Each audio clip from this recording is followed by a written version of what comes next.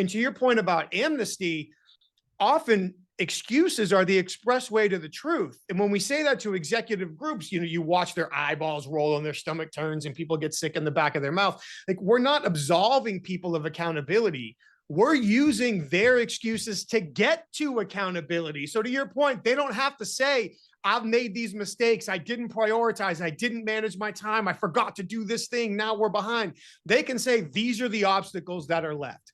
Boom. Now the problem is on the table. We can solve it. We can't solve it till it's on the table.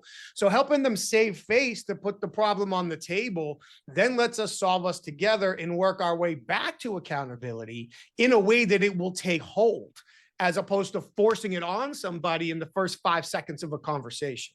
Yeah.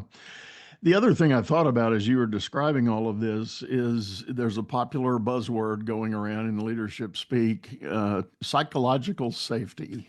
Yeah. And, the leader creating psychological safety. And I think I'm going to interject that I think in its truest form, what you're talking about is an example of the leader building a safety net of that psychological ability to speak the truth, or at least get closer to speaking the truth, even though it might be incremental as you go.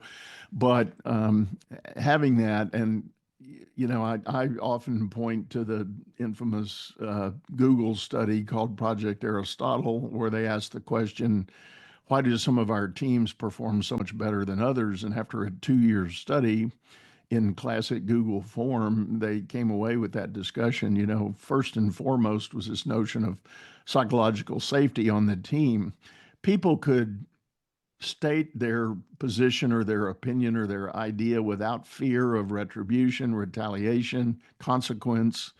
It was fair game. It was genuinely fair game to speak, and that made people kick into their discretionary effort zone. Every human being, whatever task you're doing, you've got a bare minimum execution, and then you've got a discretionary range. You've got some extra capacity there. It's that extra mile, that fifth gear kind of thinking. And you can choose to tap into that resource voluntarily